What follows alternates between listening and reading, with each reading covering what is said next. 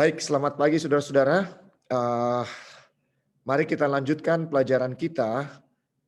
Kita rindu untuk mempelajari doa dari Daniel yang berkeluh kesah kepada Tuhan, berkeluh kesah tentang keadaan daripada umat-umat Tuhan. Dengan begitu dia melakukan pekerjaan perantara dan mari kita lihat bagaimana doa ini dicatat memberikan kekuatan rohani yang luar biasa kepada kita. Pada tahun pertama pemerintahan Darius anak Ahasveros dari keturunan orang Media yang telah menjadi raja atas kerajaan orang Kasdim. Saya membaca Daniel 9 ayat 1. Kita sudah mempelajari bahwa inilah Darius yang ada di dalam Daniel pasal 6, anak Ahasveros, raja orang Media. Dia punya keponakan namanya Kores. Kores raja orang Persia. Dua kerajaan ini, Media dan Persia bersatu dan mereka berhasil mengalahkan kerajaan Babylon. Pada tahun pertama kerajaannya itu aku Daniel memperhatikan dalam kumpulan kitab jumlah tahun yang menurut firman Tuhan kepada Nabi Yeremia akan berlaku atas timbunan puing Yerusalem yakni 70 tahun. Di sini kita melihat ada nubuatan 70 tahun yang merupakan waktu diberikan kepada orang Israel untuk bertobat ketika mereka dibuang ke Babel. Tapi saudara-saudara, Daniel sangat stres, sangat depresi karena hampir 70 tahun. Tahun pertama pemerintahan daripada Darius ini sekitar tahun 539, 538 saudara-saudara. Sedangkan Daniel dan teman-temannya pertama kali dibawa ke Babylon adalah tahun 605. Jadi sudah hampir terpenuhi 70 tahun. 2-3 tahun lagi pada tahun 536 atau 535 maka tepat 70 tahun dari tahun 605. Sedangkan tanda-tanda bahwa umat-umat Tuhan akan bertobat, akan merendahkan diri tidak terlihat. Ini yang membuat Daniel stres karena dia sadar bahwa 70 tahun yang diberikan oleh Tuhan kepada orang Israel untuk bertobat dan mereka akan kembali ke Yerusalem itu berdasarkan syarat. Apa syaratnya? Syaratnya adalah bahwa mereka harus bertobat. Kalau mereka tidak bertobat, saudara-saudara, maka yang terjadi adalah mereka tidak bisa kembali. Ya, janji Tuhan bersyarat. Banyak kali janji Tuhan ada syaratnya yang harus dipenuhi. Dan tujuan Tuhan untuk memberikan mereka ya pembuangan di Babel agar mereka berbalik dan bertobat sama sekali tidak tercapai, saudara-saudara. Mari kita lihat doanya ini. Lalu aku mengarahkan mukaku kepada Tuhan Allah untuk berdoa dan bermohon sambil berpuasa dan mengenakan kain kabung serta abu. Kita bisa lihat bahwa Daniel penuh dengan duka cita. Dia penuh dengan kesedihan. Kenapa? Karena dosa-dosa daripada umat-umat Tuhan. Ya, firman Tuhan berkata, berbahagialah orang yang berduka cita karena mereka akan dihibur. Berduka cita dalam hal apa? Dalam dosa pribadi kita maupun dosa daripada keluarga kita, dosa daripada jemaat kita. Maka aku memohon kepada Allahku dan mengaku dosaku. Demikian. Seorang yang berkeluh kesah kepada Tuhan, saudara-saudara, adalah yang pertama dia lakukan adalah sebelum dia melayangkan doa, maka yang pertama dia lakukan adalah mengaku dosa. Ya, saudara-saudara, kita tidak yang luar biasa daripada Daniel adalah bahwa kita tidak mendapati catatan sedikit pun kesalahan daripada Daniel, dosa dari Daniel. Tetapi Daniel dengan segala kerendahan hati menyadari bahwa kecenderungan berdosa, walaupun dia tidak berbuat dosa, kecenderungan berdosa pun adalah sesuatu yang tidak berkenan di hadapan Tuhan.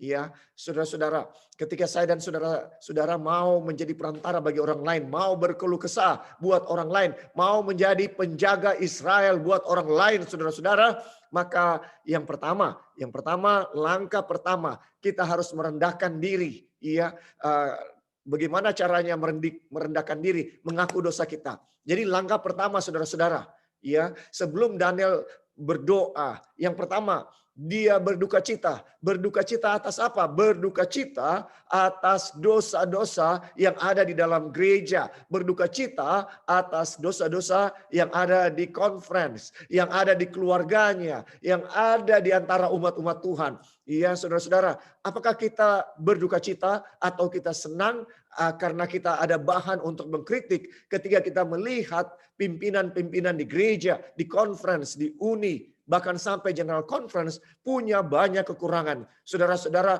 roh mengkritik adalah roh setan. Tapi roh peduli dengan segala yang terjadi, kejahatan-kejahatan, sehingga dia berkeluh kesah adalah roh yang berasal daripada Tuhan. Daniel berkeluh kesah kepada Tuhan. Oleh karena dia melihat bahwa dosa-dosa daripada umat-umat Tuhan dengan gampang terjadi di mana-mana dan tidak ada perubahan, tidak ada tanda-tanda pertobatan. Yang pertama, dia berkeluh kesah bukan untuk mengkritik, bukan untuk berdemo, saudara-saudara. Ya, tidak perlu untuk melakukan hal-hal seperti itu. Ya, kalau kita menjadi orang yang paling lantang menyuarakan ya kekurangan-kekurangan yang ada di gereja, saudara-saudara, kita harus menjadi orang yang paling lama berdoa. Paling lama berdoa, menjadi perantara. Ya, kenapa? Untuk menjaga ya supaya roh mengkritik ini tidak semakin menjadi-jadi. Roh mengkritik sekali lagi, pena inspirasi menyatakan itu berasal dari setan, semangat yang berasal dari setan. Ya, Daniel melihat kekurangan yang terjadi di antara umat-umat Tuhan. Apa yang dia buat? Dia menjadi perantara, dia berkabung, dia berpuasa, ya saudara-saudara. Kemudian dia mengaku dosa yang dia miliki. Kalau kita mau jadi perantara, ini yang harus kita lakukan, ya saudara-saudara. Tuhan, kita perhatikan sekarang doanya. Tuhan, Allah yang maha besar dan dahsyat. Ya saudara-saudara, Daniel mulai dengan mengenali Tuhan sebagai Allah yang apa katanya? Allah yang maha besar dan dahsyat. Saudara-saudaraku, saya mau bertanya kepada kita, kepada saya dan saudara, apakah kita mengaku bahwa kita punya Allah yang maha besar dan dahsyat? Allah yang maha besar dan dahsyat. Kalau kita mengaku bahwa kita punya Allah yang besar dan dahsyat, maha besar dan dahsyat, maka saudara-saudara, kita ini harus melakukan hal-hal yang besar ya dalam kehidupan kita. Jangan puas dengan segala sesuatu yang sudah kita lakukan dalam kehidupan kita. Ya, Tuhan juga menghargai hal-hal yang kecil yang kita lakukan dengan penuh kasih, sama dengan janda yang saya katakan, ya. Janda yang memberikan dua peser karena itulah yang dia punya. Tetapi saudara-saudara, sesungguhnya Tuhan rindu kita melakukan hal-hal yang besar buat dia. Dan bagi Tuhan, janda itu melakukan hal yang besar. Itu sebabnya cerita daripada janda yang miskin ini, saudara-saudara, dicatat dalam firman Tuhan. Itu adalah hal yang besar. Sepanjang zaman orang akan mengetahui cerita ini. Itu adalah hal yang besar. Ya, walaupun di mata manusia mungkin itu hal yang kecil, karena dengan inspirasi daripada Roh Kudus, penulis Injil mencatat seorang janda yang memberikan 2 peser dibilang oleh Tuhan Yesus memberikan pemberian yang terbesar. Saudara-saudara, kalau kita punya Allah yang besar, maka jangan kita puas dalam kehidupan kita ini hanya melakukan hal-hal yang kecil untuk Tuhan. Ya, tentunya Tuhan merindukan bahwa semua umatnya bisa melakukan apa yang dilakukan oleh umat-umat Tuhan di perjanjian lama maupun perjanjian baru. Ya, tentunya Tuhan berharap bahwa ada Daniel modern, bahwa ada Daud modern yang berani menantang raksasa masalah. Ya, mungkin kita tidak menghadapi Goliat secara fisik saat ini, saudara-saudara. Tetapi di gereja kita bisa saja menghadapi tantangan-tantangan yang besar yang membuat gereja itu tidak bertumbuh. Apa tantangannya? Mungkin di gereja itu, saudara-saudara, kelesuan rohani begitu kuat. Tidak ada kebangunan rohani bertahun-tahun. Maka yang terjadi kedinginan rohani. Ya, saudara-saudara, sehingga tidak heran di gereja itu tidak ada pertumbuhan, baik secara kualitas maupun secara kuantitas. Saudara-saudara, ini adalah tantangan-tantangan, ya, raksasa-raksasa masalah. Yang lain juga adalah raksasa daripada kenyamanan. Kita berada di zona nyaman. Kita tidak rindu untuk melakukan yang lebih besar lagi daripada yang setiap tahun kita lakukan, saudara-saudara. Ya, ini adalah satu tantangan yang berikutnya, raksasa berikutnya yang ada di dalam gereja dan dalam kerohanian, yaitu rasa puas, rasa aman. Ya, rasa nyaman dengan keadaan yang sudah ada. Ya, saya pernah mendengar di satu gereja, ya, gereja itu semakin eksklusif. Gereja itu semakin hanya mau mereka-mereka saja. Sehingga keluar statement daripada eh, penyumbang nomor satu di gereja itu. Sudah kita-kita saja, nggak usah tambah-tambah orang. Saudara-saudara, setan berhasil menuntun ya kepada jemaat ini. Dia punya potensi yang besar sebenarnya, saudara-saudara. Tetapi karena ada satu penyumbang terbesar merasa bahwa dia yang paling berkontribusi dan ketika kemauannya tidak diikuti oleh jemaat, maka dia akan menekan jemaat. Saudara-saudara, ketika ada orang yang dia tidak suka di gereja, dia tidak mau orang itu ada di dalam gereja. Iya, saudara-saudara, gereja menjadi eksklusif. Ini satu perangkap yang setan berikan, saudara-saudara. Kita tidak boleh menjadi eksklusif. Ya, saudara-saudara, kita memang eksklusif, tapi eksklusif yang dilakukan oleh Tuhan. Tuhan mengasingkan umatnya. Tuhan memilih umatnya dari sekian bangsa, saya dan saudara dipilih untuk menjadi umatnya. Tuhan memang memilih saya dan saudara untuk menjadi eksklusif bagi dia. Tapi Tuhan tidak pernah bermaksud bahwa umatnya menjadi eksklusif. Ia lihat apa yang terjadi dengan bangsa Israel. Tuhan memilih umatnya, bangsa Israel, untuk menjadi berkat bagi semua bangsa. Tetapi mereka berpikir bahwa mereka yang paling dikasihi, bahkan Petrus. Sampai di dalam Kisah pasal 10 masih berpikir seperti itu, saudara-saudara. Padahal dia sudah hidup 3,5 tahun dengan Tuhan Yesus. Dia sudah melihat bagaimana Tuhan Yesus tidak pernah membedakan orang. Tuhan Yesus bergaul dengan orang berdosa. Tuhan Yesus bergaul dengan orang Samaria yang merupakan satu hal yang tabu bagi orang Israel. Karena mereka merasa bahwa mereka lebih benar, mereka lebih suci, murni. Oleh karena keturunan mereka tidak tercampur. Sedangkan orang Samaria adalah orang Israel, bangsa Israel yang tercerai beraikan dan mereka sudah tercampur. Iya, saudara-saudara, dengan bangsa-bangsa yang ada di sekitar mereka melalui pernikahan. Sehingga mereka bukan lagi bisa dibilang bangsa Israel yang murni. Sehingga orang Israel pada zaman Yesus menganggap bahwa mereka lebih benar, lebih suci, lebih saleh. Dan mereka tidak mau bergaul dengan orang-orang Samaria ini. Saudara-saudara, kita gampang sekali terperangkap dengan merasa eksklusif. Iya, saudara-saudara, dengan kita ini juga terjadi dalam sejarah gereja Advent, saudara-saudara. Ketika pergerakan Advent baru mula-mula bergerak, ya mereka terkumpul oleh karena mereka memiliki satu kepercayaan yang sama. Iya, dan mereka tentunya merasa nyaman untuk berada di sekitar orang-orang Advent sehingga mereka berpusat di satu tempat yang namanya Battle Creek. Semua ada di situ, sanitarium Battle Creek ada di situ. Kemudian publishing house ada di situ. Terkumpullah komunitas Advent di situ. Tapi Tuhan tidak mau umat-umat Tuhan hanya berkumpul di satu tempat.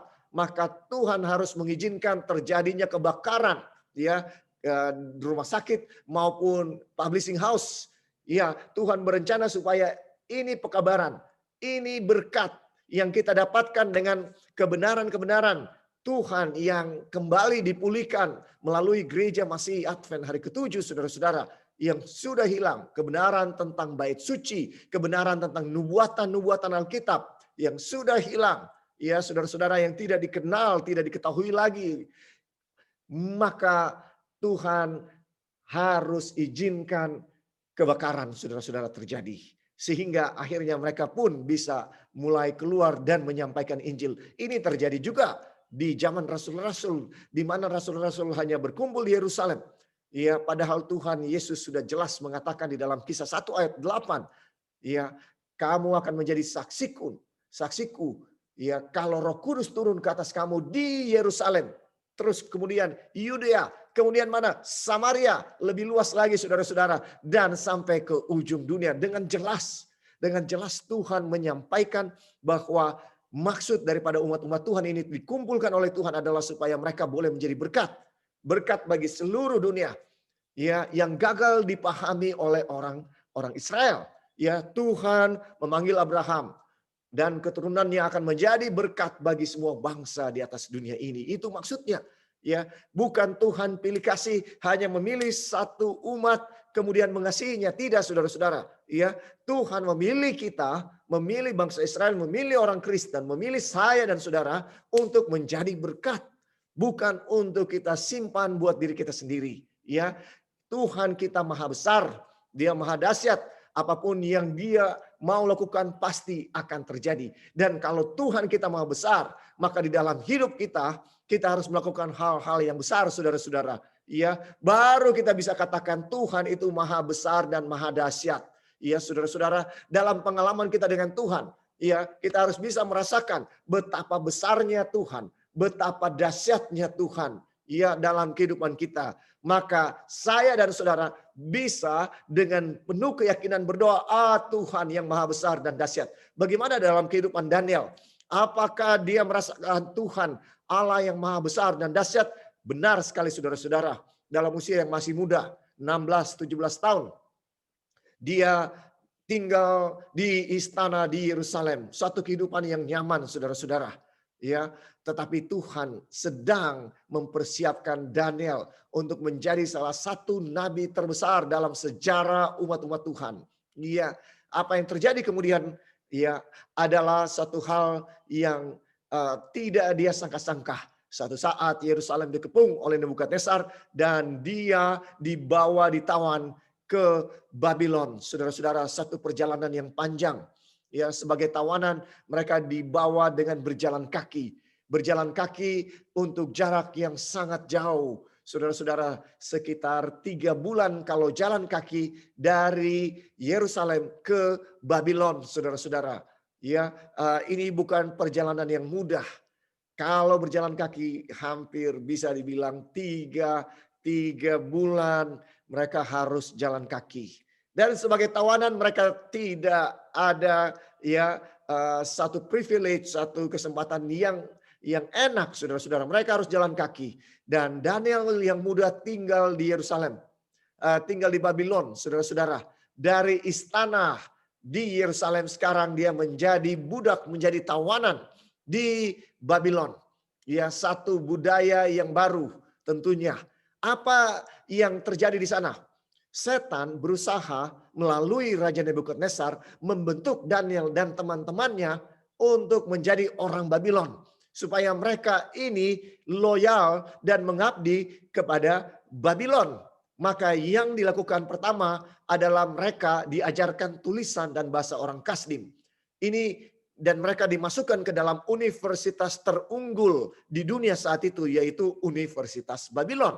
Ya, saudara-saudara, ya, setan sedang berusaha untuk membentuk mental mereka menjadi mental orang Babylon sehingga mereka tidak akan ingat-ingat lagi di Yerusalem. Saudara-saudara, melalui Raja Nebukadnezar. Raja Nebukadnezar ini melambangkan setan, saudara-saudara. Ya, setan yang memberikan ide-ide yang luar biasa untuk membaptis satu umat Tuhan menjadi orang Babylon, saudara-saudara. Apakah setan tidak melakukan hal yang sama sekarang? Setan juga sedang melakukan hal yang sama kepada saya dan saudara. Dia sedang berusaha membentuk kita dengan pendidikan Babylon.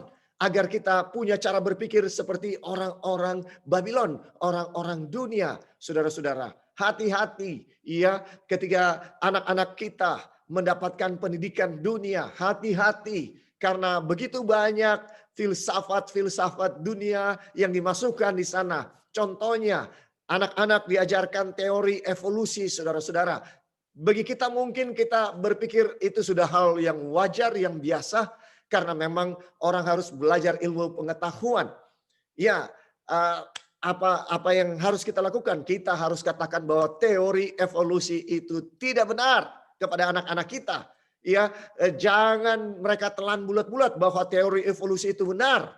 Ya, bahwa dunia terjadi dengan sendirinya. Ingat, Alkitab dimulai dengan kata-kata pada mulanya Allah menciptakan langit dan bumi. Itu kebenaran yang pertama kali kita baca di dalam Alkitab. Apa artinya itu, saudara-saudara? Tuhan mau anak-anak kita, saya dan saudara percaya bahwa dunia ini diciptakan oleh Tuhan. bukan oleh karena ada Big Bang yang terjadi entah kapan di atas jagat raya ini, maka terbentuklah planet-planet, kemudian ada kilat-kilat yang terjadi, ya, reaksi-reaksi listrik yang terjadi di langit, kemudian kilat itu menyambar ke laut dan membuat satu sel makhluk hidup oleh karena energi listrik yang kena. Ya, kemudian dari satu sel berubah menjadi makhluk yang lebih kompleks. Saudara-saudara, ini pendidikan yang adalah satu filsafat dunia yang tidak benar. Tidak benar, walaupun ini disebut ilmu pengetahuan. Iya, saudara-saudara, mana yang lebih membutuhkan banyak iman? Untuk percaya bahwa dunia ini terjadi dengan sendirinya, atau untuk percaya bahwa dunia diciptakan oleh seorang pencipta? Ya, mana yang lebih mudah untuk kita percaya? Ya, apakah saya dan saudara, ya, lebih mudah untuk percaya bahwa handphone yang saya pegang ini, saudara, saya nggak tahu saudara bisa lihat, ya, ada handphone yang saya pegang, ya. Kalau saudara lihat, mana yang lebih mudah? Kalau saya bilang ini terjadi dengan sendirinya, saudara akan percaya? Saya mau bilang saudara-saudara, ilmu pengetahuan yang bilang bahwa dunia terjadi dengan sendirinya, dengan Big Bang, adalah lebih membutuhkan banyak iman daripada kita percaya, ya, bahwa handphone atau dunia, kalau kita paralelkan, analogikan, ya, terjadi dengan sendirinya. Lebih mudah kita percaya dibilang bahwa handphone ini ada yang membuat. Ada yang membuat, saudara-saudara. Bukan terjadi dengan sendirinya. Ya, ini yang harus menjadi pemikiran kita, ya. Jangan kita biarkan semua filsafat-filsafat dunia ini masuk kepada anak-anak kita. Ya. Kemudian saudara-saudara, apalagi yang dibuat oleh Nebukadnezar? Kalau kita lihat di dalam Daniel pasal 1, saudara-saudara, ya, yang berikut dia berikan kepada Daniel dan teman-temannya adalah sesudah dia memberikan mereka pendidikan Babylon dengan mereka diajarkan tulisan dan bahasa orang Kasdim, ya, mereka diberikan juga, saudara-saudara, ya, tentunya kebudayaan. Ya, kenapa? Pendidikan itu berhubungan juga dengan budaya, ya, supaya Daniel dan teman-temannya betah. Tentunya mereka, ya, dipakaikan pakaian, ya, walaupun kita tidak baca, tapi saya yakin mereka tentunya disuruh berpakaian seperti seorang Babylon. Iya, supaya benar-benar bahwa mereka ini sudah dibaptis menjadi orang Babylon dan mereka tidak akan ingat lagi. Dan Babylon ini sangat luar biasa, mereka menaklukkan semua, ya, kerajaan-kerajaan yang ada pada saat itu, dan mereka mengambil orang-orang muda yang terbaik dari setiap bangsa untuk dididik menjadi pelayan-pelayan di istana Babel sesudah dididik selama 3 tahun.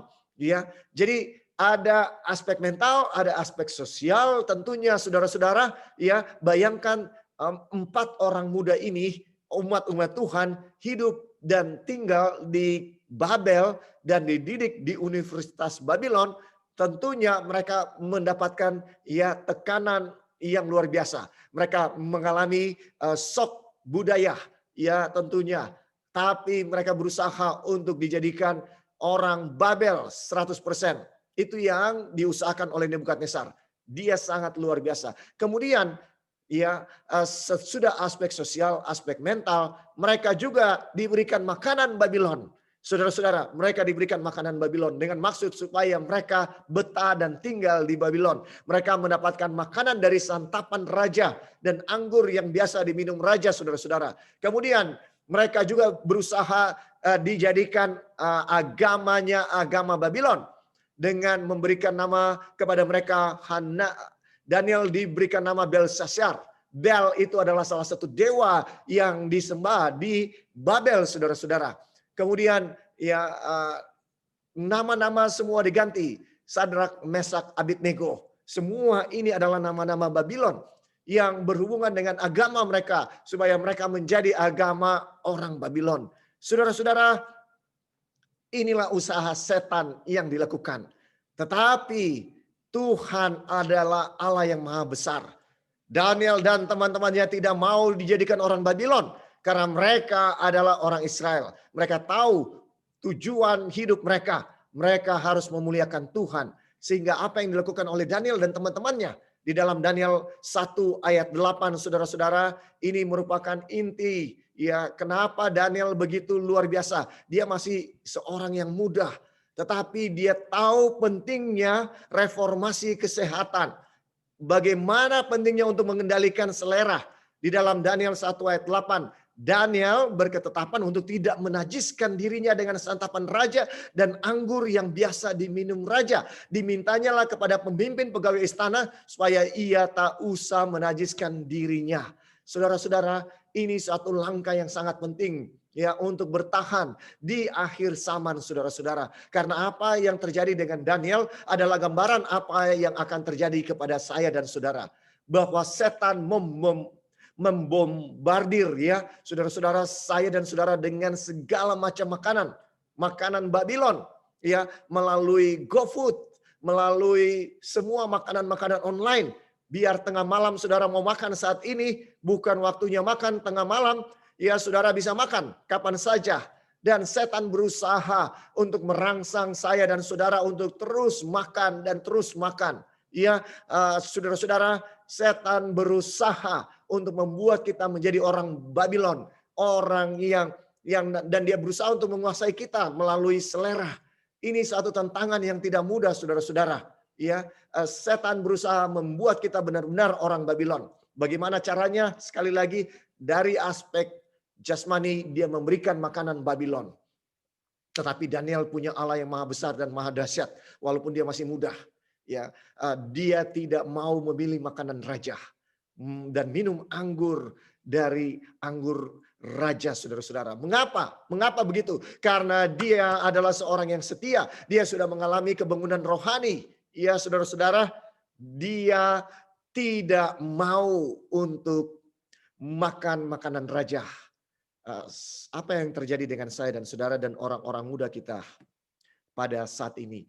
Ketika kita ditawari makanan, apakah kita mampu untuk menolak makanan yang tidak sehat? Apakah kita mampu, saudara-saudara, atau kita tetap jatuh dan jatuh lagi? Kunci kemenangan daripada Daniel adalah dia tahu bahwa dia tidak boleh membiarkan jasmaninya dirusak oleh makanan-makanan dari Babylon yang tidak sehat. Ya, jelas tidak sehat. Ya, saudara-saudaraku, ya, di akhir zaman ini dengan hikmat dari Tuhan kepada gereja Masih Advent hari ke-7, Tuhan telah memberikan pekabaran reformasi kesehatan. Ya, tahun ini adalah tahun yang disebutkan sebagai memproklamasikan pekabaran 3 malaikat. Tahukah saya dan saudara bagaimana kita memproklamasikan pekabaran 3 malaikat? Ya, salah satu caranya, ya, salah satu pekabaran 3 malaikat adalah reformasi kesehatan. Tahukah saya dan saudara bahwa Daniel pasal 1 ya adalah pekabaran malaikat yang pertama. Ya, pencobaan Tuhan Yesus adalah juga yang pertama adalah soal makanan, soal aspek jasmani. Saudara-saudaraku, setan selalu berusaha untuk menguasai manusia. Ya, menguasai manusia dari aspek jasmani, dari makanan. Kalau saya dan saudara mau melakukan ya reformasi, kita harus berusaha dengan kasih karunia Tuhan. Dengan kasih karunia Tuhan mengadakan reformasi kesehatan. Ya, kita tidak bisa memuliakan Tuhan kalau kita makan apa saja yang kita mau. Yang penting kita bilang ini kan halal. Saudara-saudara, mari kita pergi kepada 1 Korintus 10 ayat 31. Ayat yang sudah biasa kita dengarkan. Ya, saudara-saudara, tapi saya mau supaya kita baca sekali lagi 1 Korintus 10 ayat 31.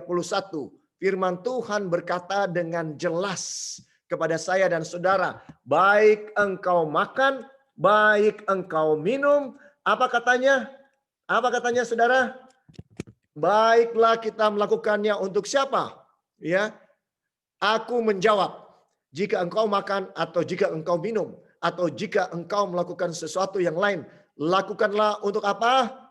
Lakukanlah semuanya itu untuk kemuliaan Allah. Ya saudara-saudara, lakukanlah semua itu untuk kemuliaan Allah. Apakah ini bukan pekabaran malaikat yang pertama? Takutlah akan Allah dan muliakanlah Dia. Saudara-saudara, bagaimana saya dan saudara memuliakan Allah? Bagaimana? Dengan hidup ya melakukan reformasi kesehatan. Bagaimana kita bisa menguasai diri saudara-saudara? Ya, bagaimana supaya ada penguasaan diri di antara umat-umat Tuhan? Itu salah satu buah roh yang luar biasa yang Tuhan mau ada di dalam hidup saya dan saudara, yaitu melalui Roh Kudus ada di dalam hati saya dan saudara. Ketika Roh Kudus ada di dalam hati saya dan saudara, maka kita akan memiliki penguasaan diri. Saudara-saudara, kita bisa mengendalikan selera hanya kalau Roh Kudus ada di dalam hati saya dan saudara. Kenapa reformasi kesehatan ini sangat penting? Karena tanpa reformasi kesehatan saudara-saudara, kita tidak bisa memuliakan Tuhan. Dan kalau kita tidak bisa memuliakan Tuhan, itu artinya saya dan saudara tidak memiliki karakter Yesus di dalam hidup saya dan saudara. Ya, kenapa? Ya, karena Tuhan Yesus selalu memuliakan Tuhan dalam segala yang dia perbuat. Baik dia makan, baik dia minum. Dia lakukan itu untuk kemuliaan bagi nama Tuhan. Kalau begitu saudara-saudara, ya kita harus punya pengendalian diri terhadap makanan. Dan ini adalah jebakan setan yang nomor satu. Kita tidak bisa memuliakan Tuhan. Kita tidak bisa membawakan pekabaran 3 malaikat. Kalau kita ini, saudara-saudara, tidak bisa mengendalikan selera. Daniel sangat menghormati Tuhannya. Dia menjaga dirinya dan teman-temannya untuk tidak terbabit, ya, untuk tidak dikuasai oleh selera, keinginan daging, saudara-saudara. Dia tidak mau walaupun dia masih sangat muda, dia telah belajar bahwa ini sangat penting untuk mengalahkan dosa. Saudara-saudara, kita melakukan reformasi kesehatan bukan hanya untuk alasan kesehatan. Kita melakukan reformasi kesehatan agar kita bisa memiliki karakter seperti Yesus, menguasai diri dan memiliki badan yang sehat. Dan waktu kita memiliki badan yang sehat, kita punya darah mengalir dengan lancar, kita punya pikiran sehat. Dan waktu kita punya pikiran yang sehat, saudara-saudara, maka kita bisa merenungkan Taurat itu siang dan malam. Maka kita bisa berkomunikasi dengan prima dengan Tuhan. Karena waktu kita berkomunikasi dengan prima dengan Tuhan, saudara-saudara, waktu kita baca Alkitab, waktu kita berdoa, maka kita bisa punya waktu untuk berdoa dengan Tuhan semakin hari semakin lama, oleh karena kita tahan, oleh karena kita tubuhnya sehat. Jadi kesehatan bukan tujuan akhir saudara-saudara, tapi memiliki karakter seperti Yesus adalah tujuan akhir daripada reformasi kesehatan. Amin saudara-saudara, ya, amin. Supaya kita tidak menjadi sombong secara rohani, kita perlu Roh Kudus untuk mengingatkan kita bahwa kemenangan atas selera itu adalah kasih karunia Tuhan. Tidak ada yang perlu kita sombongkan. Dan apa upah yang Tuhan berikan kepada Daniel di dalam Daniel pasal 1, saudara-saudara, ketika dia menang, Tuhan berkata, siapa yang menghormati aku akan kuhormati. Karena Daniel menghormati Tuhan dengan bertekad untuk tidak menajiskan dirinya. Untuk bertekad tidak melanggar hukum Tuhan. Ya, menajiskan diri berarti melanggar hukum Tuhan. Iya, saudara-saudara, Daniel bertekad memuliakan Tuhan. Ya, saudara-saudara, dengan makanan dan minuman. Dia memilih makanan yang lebih sehat. Dia tahu makanan raja tidak sehat. Dan bukan cuma masalah tidak sehat. Makanan raja itu akan menajiskan dia. Karena di sana banyak makanan haram. Saudara-saudara. Dia yang dicampur dengan tentunya ada makanan yang dia bisa makan di meja raja. Tapi itu bercampur. Dan Daniel yang sangat menghormati Allahnya tidak mau melakukan itu, saudara-saudara. Dia tidak mau melanggar hukum Tuhan yang kecil sekalipun. Saudara-saudara. Dia menghormati Tuhan sampai kepada hal-hal yang sepele. Saudara-saudara. Apakah saya dan saudara mau melakukan hal yang sama? Daniel punya Allah yang maha besar. Dia tahu dia punya Allah yang maha besar. Sehingga dia menghormati Allahnya dengan luar biasa. Saudara-saudara. Dan apa yang Tuhan balas kepada dia? Ya, Tuhan membuat dia dan Sadrak, Mesak, Abednego menjadi orang-orang yang 10 kali lebih cerdas dari semua orang terbaik yang ada di atas dunia yang belajar di dalam Universitas Babylon. Saudara-saudara, dia berhasil mengalahkan ya saudara-saudara, dirinya, keinginan dagingnya, dan akibatnya dia menjadi pemenang. Tuhan menghormati dia. Tuhan mengaruniakan kecerdasan 10 kali di akhir daripada pendidikan Universitas Babylon. Saudara-saudara, apa yang dilakukan oleh Tuhan? Tuhan ya mengizinkan kehormatan menjadi milik Daniel, Sadrak, Mesak, Abednego. Raja Nebukadnezar sendiri, raja yang cerdas ini menguji mereka, dan mereka kedapatan 10 kali lebih cerdas dari semua orang yang lain. Saudara-saudara, karena iman, Daniel dan teman-temannya memilih untuk percaya kepada Tuhan, untuk setia kepada Tuhan. Dan Tuhan menghargai apa yang mereka lakukan, dan Tuhan mengaruniakan 10 kali lebih cerdas kepada mereka. Saudara-saudara, orang yang akan selamat di akhir zaman adalah orang-orang yang bijaksana. Bagaimana supaya kita 10 kali lebih cerdas secara rohani? Saya dan saudara dengan kasih karunia Tuhan harus memohon supaya kita menolak semua makanan yang tidak sehat. Ya, saudara-saudara, ada seorang yang sangat rohani, ya, pendeta pensiunan yang menulis buku untuk doa 10 hari. Ya, dia katakan bahwa yang sedang terjadi kepada kita sekarang di atas dunia dengan COVID-19 diizinkan oleh Tuhan. Tuhan sedang membuat saya dan saudara ya sedang disaring, sedang mengalami penyaringan Tuhan, pemurnian Tuhan, supaya selera kita bisa dikendalikan, supaya kita hanya makan makanan yang sehat, saudara-saudara. Ya, dengan cara yang mudah Tuhan telah berikan selama ini, kita tidak mau menurut, dan sekarang Tuhan harus lakukan cara yang susah, yang berat, yaitu barang siapa yang ku kasih, ia ku tegur dan ku hajar. Teguran tidak mempan soal reformasi kesehatan, maka Tuhan harus mengizinkan sesuatu yang luar biasa terjadi kepada kita. Biarlah pada pagi ini, saudara-saudara, kita boleh berserah lagi kepada Tuhan. Ya, sekali lagi agar Tuhan memberikan kepada kita kuasa untuk menang daripada selera. Menang daripada selera. Ya, saudara-saudara, karena dengan begitulah kita bisa memuliakan Tuhan. Dengan begitulah kita bisa menghidupkan pekabaran 3 malaikat. Ya, ini tema tahun ini, saudara-saudara, dari Gereja Masih Advent dari ke-7 untuk menyampaikan, memproklamirkan pekabaran 3 malaikat. Bagaimana caranya? Bukan hanya dengan khotbah, tapi kita harus mengalami pekabaran 3 malaikat itu. Maka ketika kita menyampaikan pekabaran 3 malaikat, kita akan punya kuasa. Mari kita tunduk kepala dan mari kita berdoa. Ya Tuhan Allah yang bertakhta di dalam kerajaan surga, biarlah firman pagi ini boleh membaptiskan kami lagi, boleh menyucikan kami. Karena firman-Mu adalah kebenaran. Dan hanya melalui firman Tuhan kami boleh dikuduskan lagi Tuhan. Hamba berdoa agar kami bisa dikuasai seleranya oleh Roh-Mu ya Tuhan. Bapa, biarlah kami mau mendekatkan diri kepada Engkau dan menghabiskan banyak waktu dengan Engkau, karena itu saja yang akan menyanggupkan kami memiliki selera yang sesuai dengan kehendak-Mu. Bapa, kasihani kami umat-umat-Mu. Biarlah ini boleh memberikan kekuatan, karena Engkau Allah yang maha besar, Allah yang maha dahsyat. Tolong kami Tuhan untuk bisa memuliakan Engkau dengan tubuh kami sebagai persembahan yang hidup, yang berharga di mata-Mu. Terima kasih, berkati semua kami akan berdoa berdua-dua kembali. Dengarkan doa-doa kami ya Tuhan.